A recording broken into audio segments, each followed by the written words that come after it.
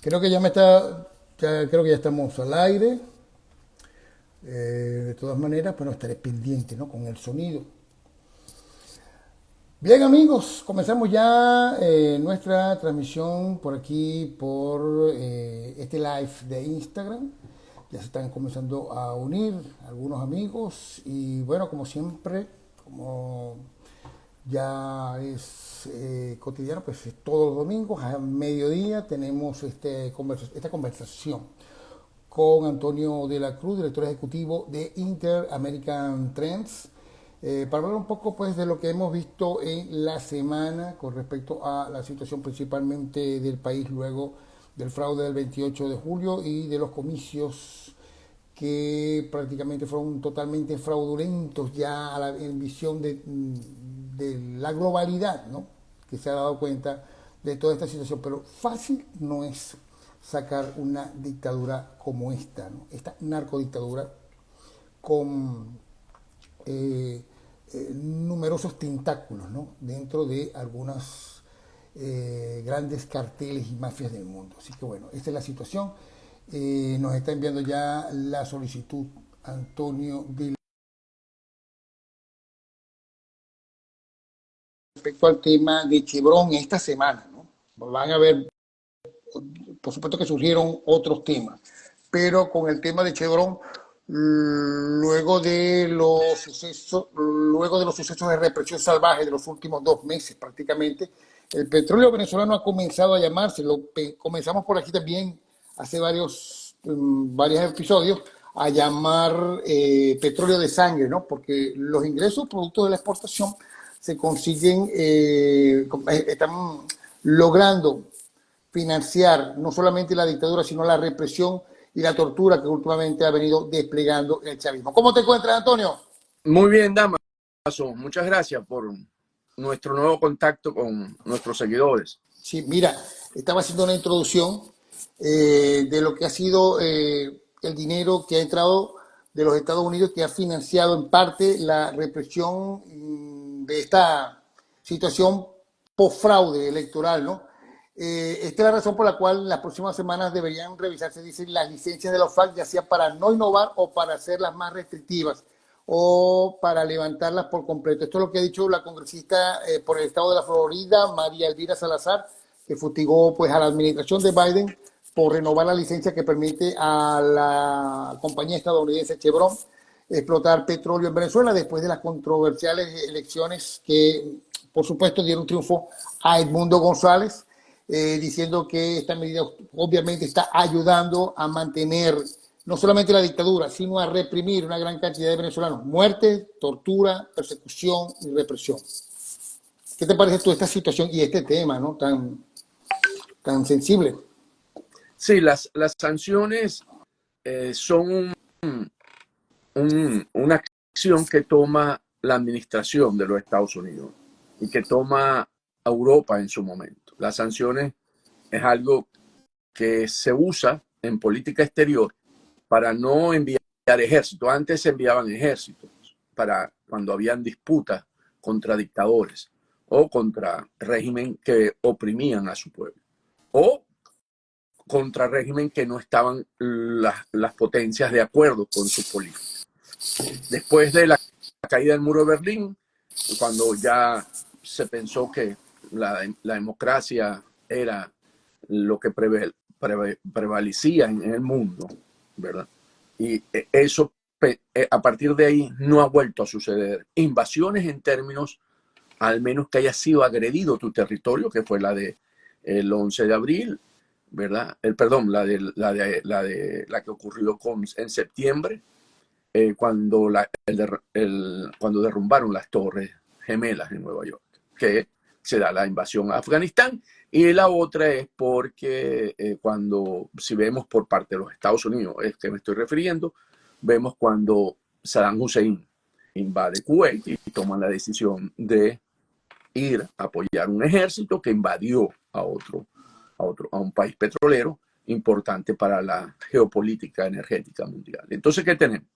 La manera como los países hoy utilizan para cambiar ese comportamiento son las sanciones. Las sanciones, entonces, son políticas de cada país, que considera que es la manera como puede generar una presión internacional que conduzca a ese país a sentirse, estar en una posición de debilitamiento y que genere un quiebre interno, con la presión interna, por supuesto, de los pueblos que están ahí en esos países. Entonces, ¿qué pasa? Que las sanciones que colocó empezaron con Obama en un inicio, ¿verdad? En el superior, pero las económicas que colocó el presidente Trump son las que están vigentes hoy y son las que permiten el marco legal para seguir ejerciendo esa presión al régimen de Maduro. Y fue básicamente porque Maduro se robó la elección en el 2018. Y al ser desconocido por más de 60 países, la decisión que toma es entonces presionemos, y en ese momento la administración de Trump, de la administración de Estados Unidos, dice, ok, usemos las sanciones económicas y aísla la parte de PDVSA y del régimen en términos de tener inversiones o contactos con empresas estadounidenses o personas naturales de Estados Unidos. Pero al llegar la administración Biden, ellos dijeron esa máxima presión no funcionó para ellos, no funcionó, y recalibraron, lo que llamaron ellos recalibrar eso, y entonces una posición de evaluar cómo cambiaban la conducta del régimen de Maduro, flexibilizaron, entregaron sobrinos, entregaron al ESAP, entregaron licencias, ¿verdad?, para que tuviera recursos el régimen en términos de poder generar su política y buscar un bienestar social y así ir a unas elecciones, que era lo que básicamente se presionaba. Pero resulta que las elecciones ocurrió el 28 de julio, bajo las condiciones del régimen de Maduro, y se ganaron. Y se ganaron con las condiciones de ellos, con un presidente electo que ya está siendo reconocido por la comunidad internacional, por la Unión Europea, por los parlamentos, ¿verdad? Algunos parlamentos latinoamericanos, por el Parlamento español. Y entonces la pregunta es, ¿qué hacemos con la licencia que se le otorgó a esas empresas productoras de petróleo? Porque ahí está Chevron, ahí está Repsol, ahí está Eni, Marprom, ¿verdad? Si continuamos con esa presión para cambiar la conducta del régimen de Maduro. Entonces, ¿qué pasa? Que si queremos generar un cambio en esa conducta, deberíamos ser consecuentes y retornar nuevamente a que esas licencias se suspenden, que es lo que dice la congresista María Salazar. Elvira Salazar. Ella dice, debemos suspender las licencias, porque definitivamente es un oxígeno a Maduro en términos económicos. Le está entrando solamente por Chevron alrededor de unos 250 millones de dólares mensuales y por las otras alrededor de unos 150. Entre las dos tiene un ingreso de alrededor de unos 450 millones de dólares mensuales el régimen de Maduro. Y sabemos todos que eso no se está utilizando para poder generar un bienestar dentro de la población, sino en este momento, ante la necesidad que tiene para sostenerse en el poder, porque decidió atrincherarse, lo utiliza para la represión y lo utiliza para tener el control social. Entonces, el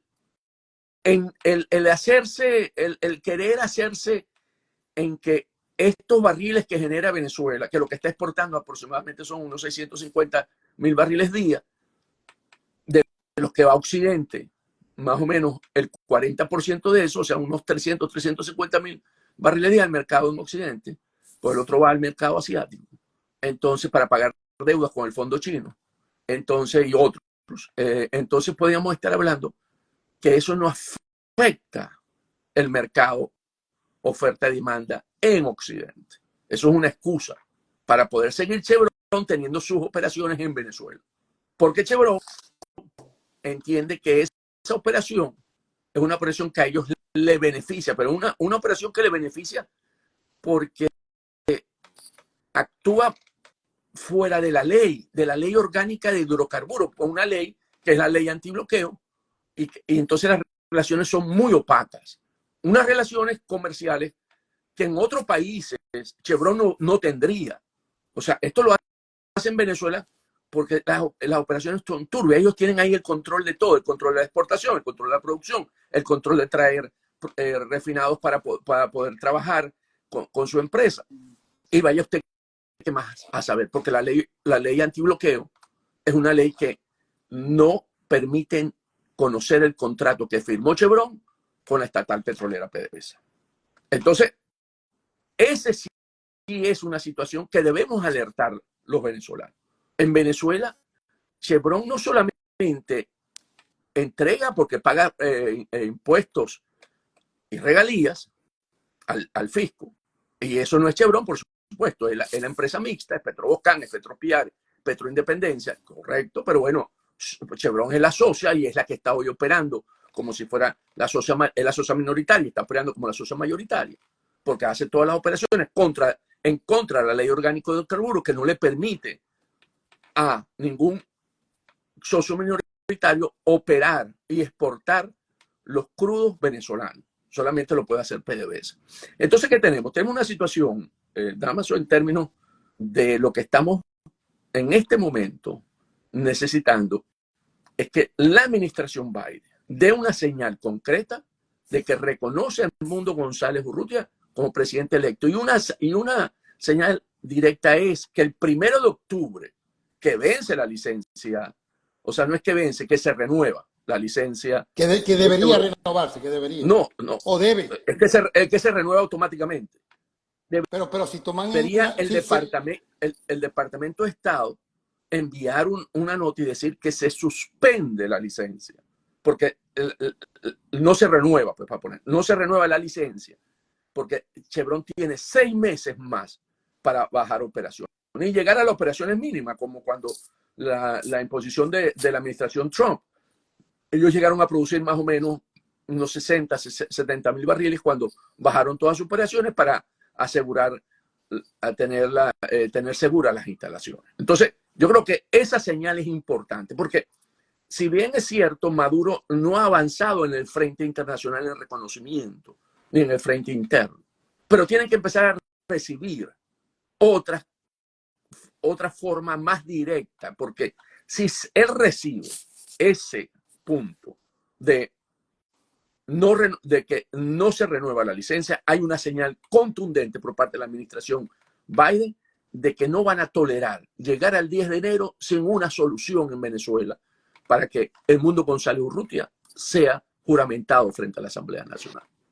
Esta fue la preocupación que teníamos justamente en el programa pasado, porque te acuerdas que estuvimos conversando sobre, a ver, en todo caso, ¿qué preferiría esta dictadura que ganara en los Estados Unidos? Sin una administración como la que tenemos de Biden, que sería la continuidad a través de Harris, o un cambio contundente total de estas políticas con la llegada de Trump, que ya tuvo una administración y tuvo una posición con respecto a el trato con este régimen de Maduro. Queríamos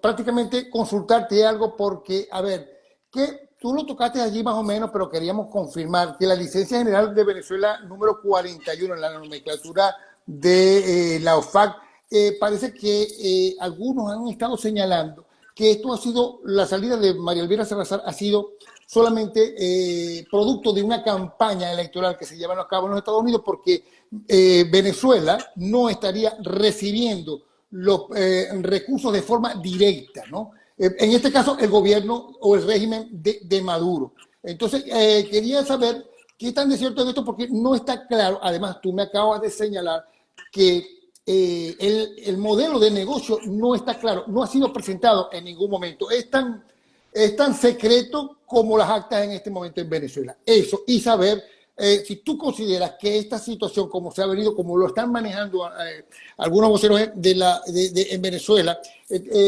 manejan esto como si fuese parte de una campaña electoral o que surge por la campaña electoral que está en los Estados Unidos y no tiene que ver con la situación de presión que tiene que existir en este momento en Venezuela, toda vez que ya se está acercando el 5 de noviembre y no sabemos qué presión realmente puede tener Maduro para que se lleven a cabo los cambios que se requieren para el próximo 10 de enero. Ok, si lo vemos en clave estadounidense local. Definitivamente hay una campaña electoral y el Chevron ha sostenido que la ausencia de esos 200.000 barriles que produce y que está exportando, bueno, está en 190.000 barriles día y que exporta alrededor de unos 240.000 barriles el último mes, día, va a afectar el mercado local y por lo tanto aumenta el precio de la gasolina y eso afecta el bolsillo de los estadounidenses y por lo tanto podría haber una inflación mayor y en consecuencia el estadounidense no votaría porque vota por el bolsillo, por la opción demócrata. Entonces, esa es la parte política que usan los demócratas. Los republicanos, ¿qué dicen? Los republicanos dicen, ante la defensa de la democracia y los derechos humanos en Venezuela, debe darse una señal clara, porque lo hicieron en la administración Trump, de estar y reconocer al presidente electo y en consecuencia dar una señal de que Maduro no va a seguir recibiendo los fondos provenientes de las exportaciones petroleras a Estados Unidos. Entonces, esa es la clave política en términos republicanos. Ok, ¿qué ocurre? En términos venezolanos, internos nuestros. En términos nuestros, en una lucha que hay interna en búsqueda de llevar a Maduro a una negociación forzada para una transición en Venezuela, la posición coincide en que tiene que esa licencia, que puede ser suspendida por el Departamento de Estado, instruyéndole al Tesoro, porque es la FAC la que emite eso, la no renovación, entonces es lo que conviene en términos para generar una presión más a Maduro dentro de las que está recibiendo. Entonces ahí se alinea en ese momento con lo que está pidiendo los republicanos, pero en términos de buscar una solución a esta crisis política. La posición de la administración Biden en este momento no es tan determinante para ayudar, porque entienden que puede generar inflación interna, lo que no es cierto, porque ya no se vería tan inmediatamente, sí se va a ver, pero no tan inmediato como, porque si lo queremos ver en términos económicos, va a haber un efecto, va a haber posiblemente en una primera entrada, teniendo ellos todas las capacidades de poder aumentar la producción aquí o exportar ese crudo de otras partes, ¿verdad? Porque hoy la OPEP tiene producción cerrada para buscando un mejor precio a su barril.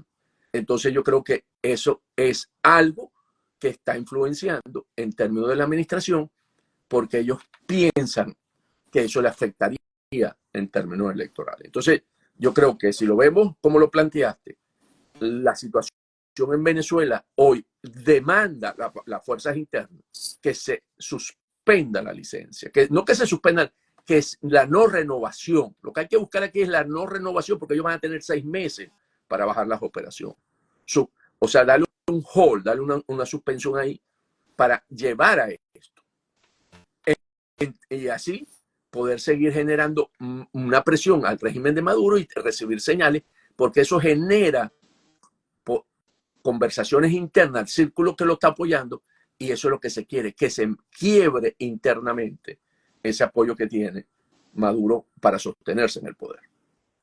Porque prácticamente, mira, la economía venezolana es un chantaje. Maduro siempre va a decir que el tema son las sanciones. Las sanciones recientes son a modo de cada uno de las personas que violaron el tema del proceso electoral, ¿no?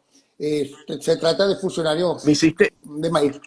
Ahí me hiciste pensar en que el otro argumento que usa Chevron, para ponerlo en clave interna venezolana, es que si eso ocurre, los recursos que ellos logran a través de las exportaciones que le pagan, va a afectar y va a haber una crisis humanitaria mayor y va a haber mayor salida de venezolanos, ¿verdad? Exacto, exacto.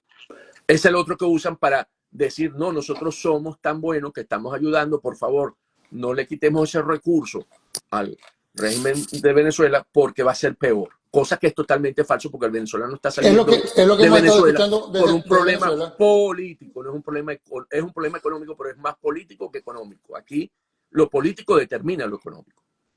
Exactamente.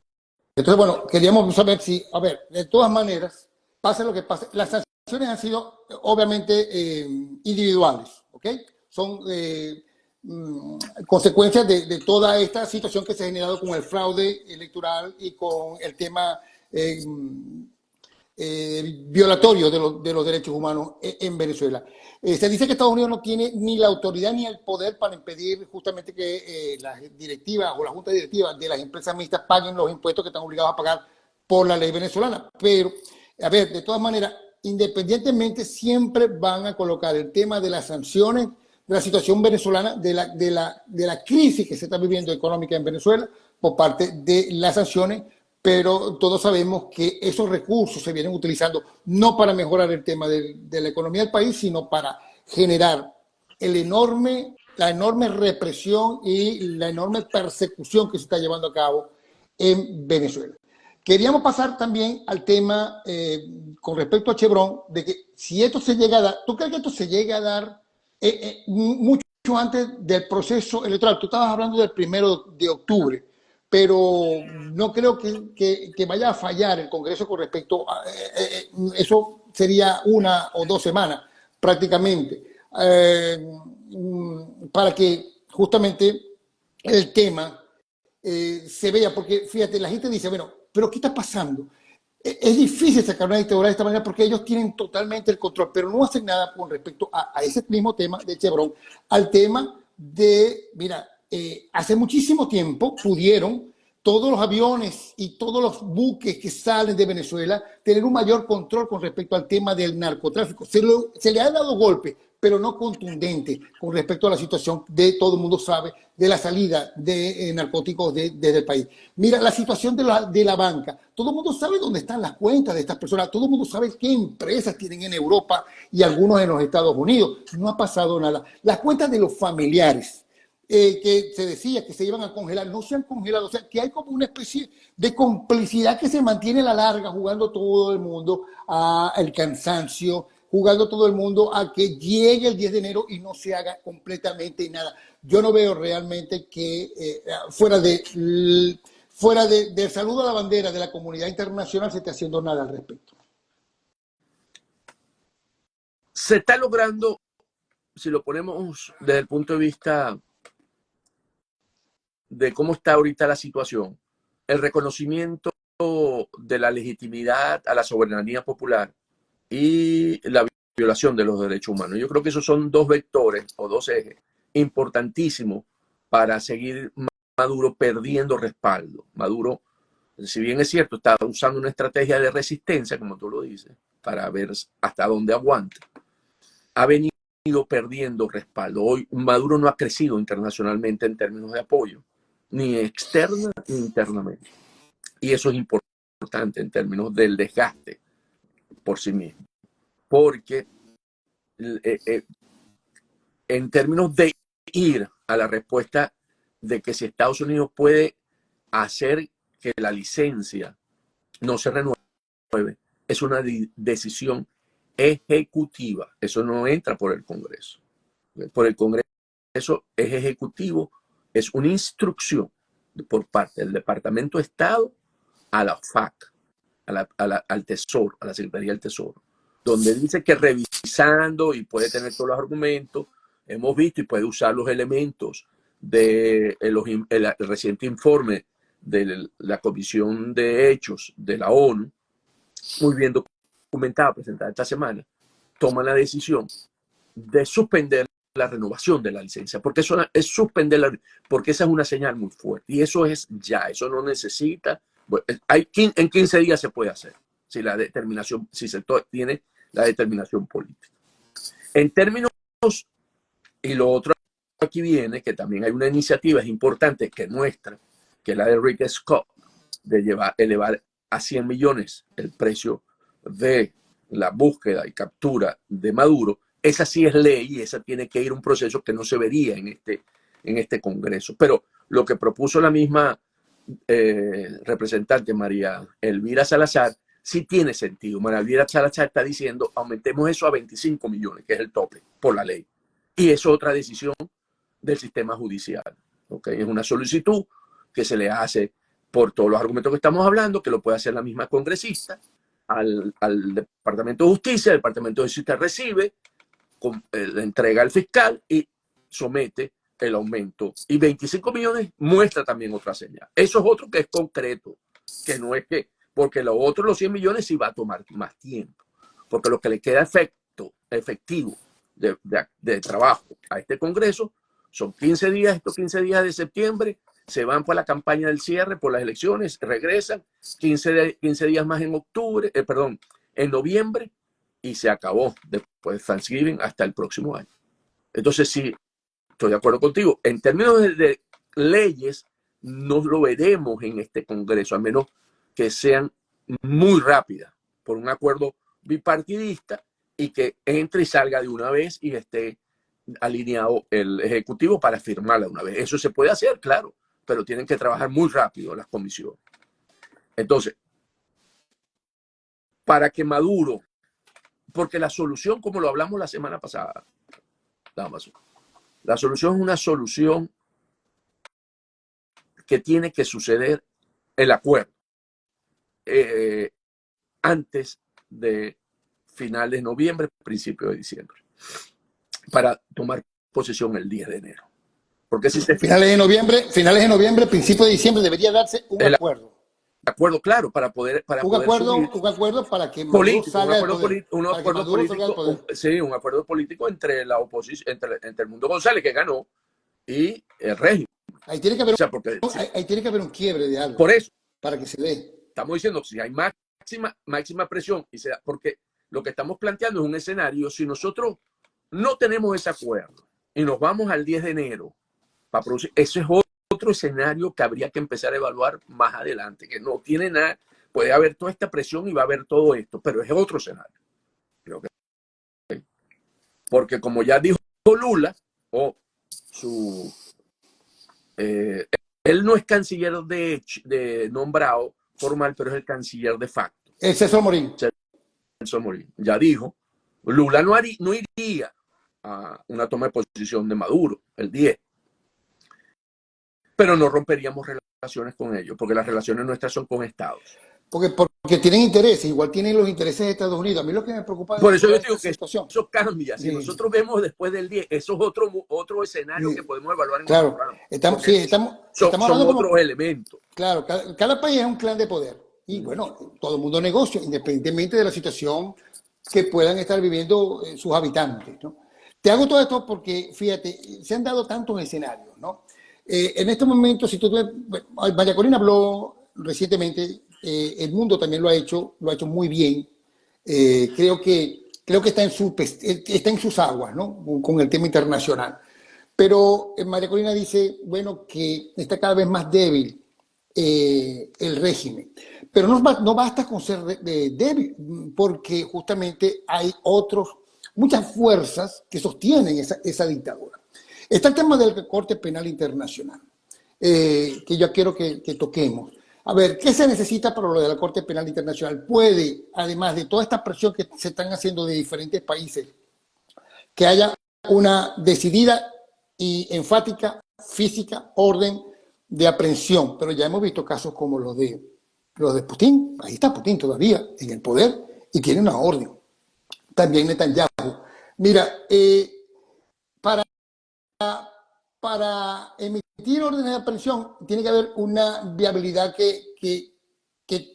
donde se conjuguen no solamente la comunidad internacional, tiene que haber un apoyo internacional en este momento que pueda ser clave con la situación interna y que haya un quiebre dentro del régimen para que se procure pues las condiciones propias para que se den ese rompimiento y se pueda llegar a ese acuerdo del que tú estás hablando entre noviembre y diciembre. Pero de por sí la Corte Penal Internacional fuera de, hay que decir claro, hay que decírselo a los venezolanos, esto no necesariamente, además que fíjate, por ejemplo, comparando con lo de Milosevic, fue detenido y juzgado en el contexto de un conflicto bélico y tras la intervención de la comunidad internacional. En su caso, que no es el de Maduro, hubo un colapso de orden político en Serbia y un fuerte respaldo de potencias occidentales para su arresto. Maduro, por ejemplo, en cambio, mantiene un control firme aún sobre no solamente el aparato estatal, sino sobre la Fuerza Armada, ¿no? Y ha mostrado una resistencia en estos 2 meses que se cumplen el próximo sábado muy significativa a las presiones externas, ¿no? Quisiera que me tocaras ese tema con respecto, que me preocupa, porque la gente cree que va a ser automático o instantáneo y no va a ser así. Si no, hay que llegar, hay que lograr una presión de tal nivel internacional y local e interno, de que se produzca un quiebre y que los costos de sostenerse en el poder son menores que los costos, o sea, los costos de salida son mayores que los costos de mantenerse en el poder. ¿Qué quiere decir esto? Mantenerse en el poder implica Mucho más costo que que salir. pierde todas las opciones de una negociación, todas las consecuencias, y que eso sea mucho más que el de mantenerse. Si esos costos no son diferenciados con fuerza, Maduro va a jugar a sostenerse, a resistir. ¿Y cómo se logra que esos costos aumenten? Mayor precio a su cabeza, orden de la Corte Penal Internacional de su captura. No hay ingresos por las exportaciones petroleras con las empresas occidentales, ¿verdad? Del mundo occidental, de los países libres, democráticos. Una presión interna, que es mayoría, 7 de cada 8. Una constante manifestaciones y muestra de la violación de los derechos humanos, porque eso te permite también tener países socialistas que defienden, como Chile, los derechos humanos, generando presión, ¿verdad? Eso combinado con conversaciones con los sectores que no son vinculados directamente a sostener a Maduro dentro de las Fuerzas Armadas a través de su mecanismo, no estoy diciendo que hay a través de su mecanismo, eso permite un momento en que eso se quiebra. Y es la forma de poder alcanzar una solución por la vía democrática. Si no se logra eso, si los costos de salida son iguales o menos, o sí, iguales a los costos de mantenerse, se va a mantener. Sí, porque eso Va a buscar no lo decide ningún país, no lo decide ni siquiera una posición que esta posición de María Corina, que ha batallado muchísimo, duro, no lo deciden los venezolanos, que ya hicieron su trabajo, pues fueron a votar. ¿Entiendes? pero Ni, tenemos que seguir en ese desgaste, porque se está jugando básicamente al desgaste. O sea, la estrategia de la fuerza democrática es una estrategia de desgaste. Y el desgaste favorece a la fuerza democrática, porque sigue desgastándose, ¿no? Mientras él tiene la resistencia, el término de la fuerza democrática es desgastarlo cada día más, cada día más. Si lo vimos con las narrativas de la semana que acaba de pasar, salió desgastado él, porque generó un conflicto con España, generó una serie de situaciones y no logró debilitar la figura del Mundo Gonzalo Urrutia como presidente electo. además, su negociador prácticamente ha caído en el foso, ¿no? Carece totalmente de credibilidad, que es, bueno, Jorge Rodríguez y su hermana, ¿no? Además que se lleva también por delante al gobierno de Pedro Sánchez, ¿no? Con ese manejo Por eso turbio que hubo en la te estoy embajada. diciendo, le genera desgaste, ¿verdad? Entonces, es muy importante porque hay algo que aquí todavía no se conoce de ambas partes. ¿Cuánto, cuánto es la certeza de cómo el poder se va a desmoronar? ¿Okay? ¿Y cuánto terreno aún enfrenta la dificultad de no saber firmemente controla la estructura militar y los apoyos internos al régimen? Esos dos incertidumbres todavía es la que se debate y es la que se tiene que seguir trabajando. Y por eso es importante el 28 de septiembre, ¿verdad? Salir, las manifestaciones a nivel internacional. Ahorita esta semana está la Asamblea General de la de la ONU. ONU, hacer presencia, manejar el informe de la Comisión de Hechos de la ONU sobre las violaciones que ha habido, seguir en eso, manifestaciones contra la represión y la violación de los derechos humanos, ¿verdad? Seguir generando trabajando en ese vector. La justicia universal con Argentina, que se sale la orden, a lo mejor, no genera una presión directa, pero genera una orden roja, o sea, se coloca la búsqueda, ¿verdad? La alerta roja, alerta roja en Interpol, y eso permite ir a La Haya, a ese bufete que introduce casa, a exigir, porque ya lo logró un bufete internacional. Entonces, uniendo todos esos esfuerzos que se están haciendo y que van por buen camino, es lo que permite llegar a eso que estamos hablando, de sentar y buscar una negociación. Pero al menos una orden de la Corte Penal Internacional convertiría a Maduro en un forajido. No puede salir del país, porque en cualquier lugar le puede pasar lo mismo que a toda esta Tú lo gente que que ha buscas estado. ahí, Damaso, es básicamente que el grupo interno que lo apoya se empiece a cuestionar si vale la pena enterrarse con él o no. Y con una oferta de 25 millones se vuelve atractivo poder pensar Pero termina la idea. en poderlo, que fue lo que pasó. No quiero decir que va a pasar lo mismo. Tú sabes que lo que pasó con el narco mexicano, ¿no? Que acaba de ocurrir hace 10 días. Él se monta en el avión, va a una reunión y el piloto, pues no fue algo coordinado con los Estados Unidos, quiso cobrar la recompensa y lo aterrizó en Dallas, ¡pum! Y lo entregó. Y se puso a pedir el ticket de la recompensa. Y no tiene nada que ver con las autoridades estadounidenses, no fue coordinado pues, con las autoridades estadounidenses. Por eso es que México no ha pegado el grito al cielo. O sea que Maduro podría No ser estoy traicionado en diciendo cualquier que va a ser momento. lo mismo, pero No, bueno, no, uno no, no sabe. La pero gente se pone Maduro, creativa. Lo que estoy diciendo. pero fíjate que Maduro dijo, tengo que tener cuidado con los vipers, porque está viendo la situación que ocurrió en Líbano y el miedo, que es libre, ya no reciban regalos electrónicos, ya a propósito que viene la Navidad, ¿no? Y son los únicos que se pueden regalar por la situación que se vio en el Líbano, ¿no? Temen que cualquier explosivo, cualquier situación de esta, ¿no? Que se pueda generar para terminar de capturarlos y entregarlos. Puede haber puede haber una traición en cualquier esquina.